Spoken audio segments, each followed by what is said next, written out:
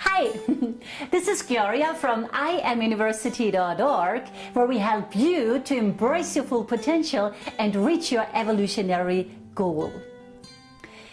One of the main reasons why we have so many problems in this world, social, political, economical, sickness and disease, is because we lack direction in life.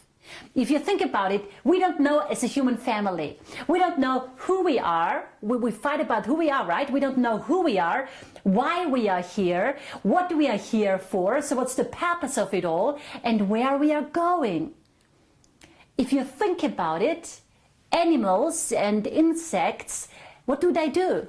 They navigate mainly by the sun, the stars, or the Earth's magnetic field. They are actually guided by nature. But we, the human family, we have no real guidance. Why? Because we deny our divine nature. And that's the reason why we don't know where we are going or why. We have become disoriented. And that's the real reason.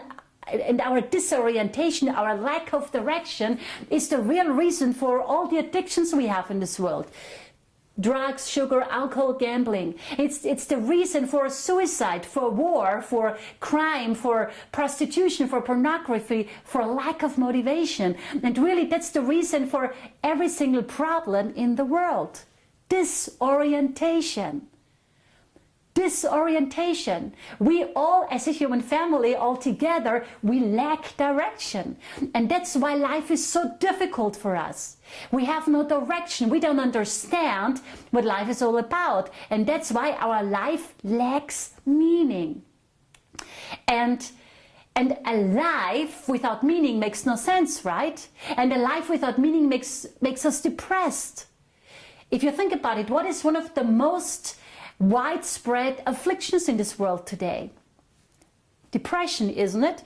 Depression is one of the most widespread and afflictions and one of the fastest growing things in this day and age. The real cause for depression is what? It's lack of direction in life. If you don't know where you're going, there is no hope, there is no goal, there is nothing. There is only lack of meaning. However, life starts to make sense once we begin to understand that we have an evolutionary goal and that our destiny is to become soul conscious. That life on earth is just like sitting in a classroom where you learn things and then take exams, to practice what you learn.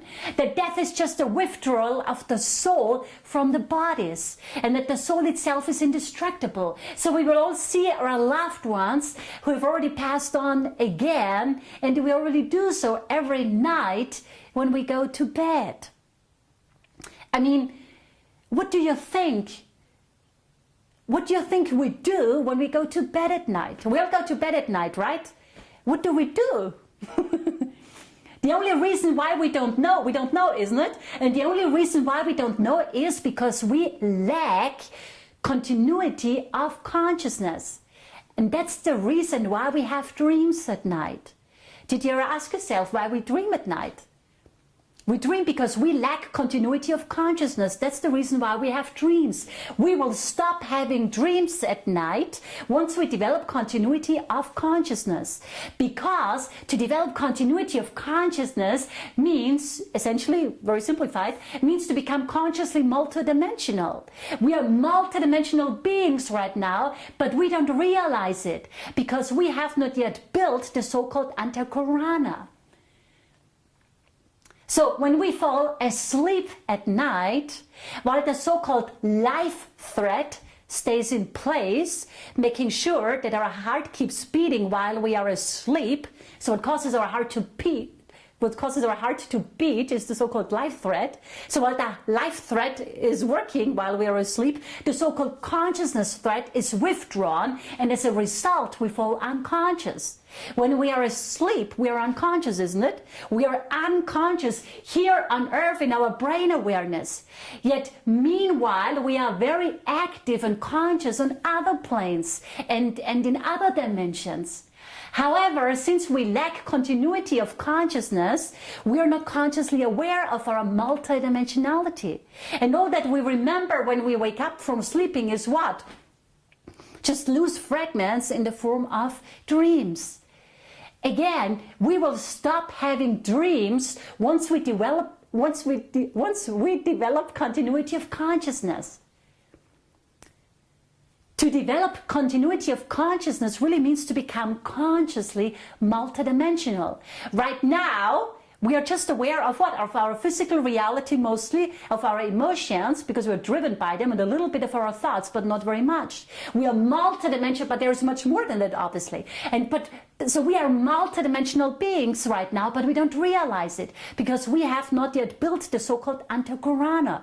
But just because we don't realize something doesn't mean it's not there. For example, we are starting as a human family, we are starting to become aware of the law of cause and effect. Yet it has always been there, isn't it? The spiritual path is just a path of becoming aware. Everything already exists all around us, but we are not aware of it. That's the only problem we have. We are not aware. And now if we want to become aware, or take the first step, and want to become soul aware or soul conscious in our brain awareness, which again happens to be our current evolutionary goal, not the ultimate, just the next step on our evolution, we have to start directing our attention towards the light of the soul. If you want to become soul conscious, this is what you will have to focus on. Again, remember, what do animals do? Animals navigate by the magnetic field of the earth or by the sun and the stars. Everything we see in this world is a symbol of a greater reality. The sun up in the sky is a symbol of our soul and the light of our spirit. So what the sun is for the animals and also for the plants, they also strive towards the light, isn't it? I have a pot plant and it goes like this, right? Because it goes towards the light. It strives towards the light. But anyway, so what the sun is for the animals, what the physical sun is for the animals and also for the plants, the soul is for us. The light of the soul is our personal guide amidst all the turbulence in our life. It is the light out of darkness. It gives us direction, it gives us meaning, it gives us purpose. And it is actually magnetically linked with the extension of itself anchored in the brain, the so-called conscious thinking I.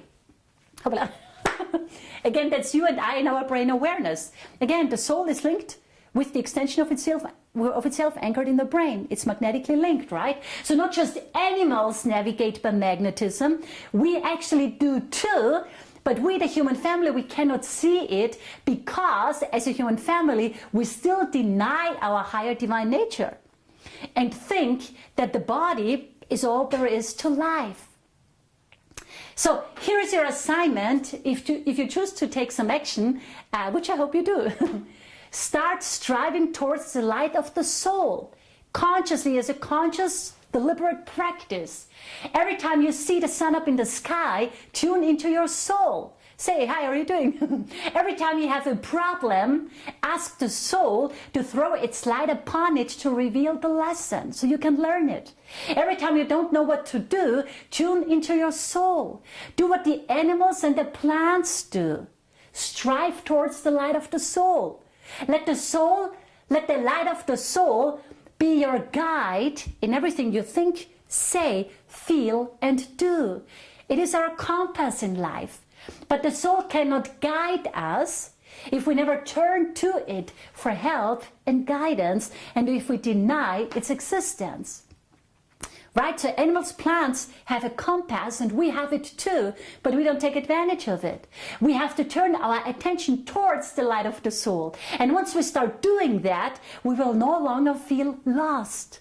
We will see the light at the end of the tunnel. We will regain strength and motivation because we are on our way again. And life finally makes sense again.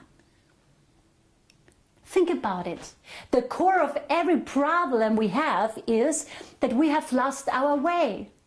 And the solution to every problem is to find our way again, right? The soul is the way. It is our compass out of this darkness here in this world, right? Out of this sleepiness here in this world. Whatever problem you have in your life right now, the way out of it is the way of the soul. And all you have to do to tread the path, so to speak, is to start striving towards the light of the soul like nature does all around us. Right? Again, remember, the 21st century shall go down in history as what? As the age of the soul, right? And to launch the age of the soul, we have to do what? We have to become soul conscious in our brain awareness. And to become soul conscious, obviously, we have to do what? We have to start striving towards the soul. Makes sense, right?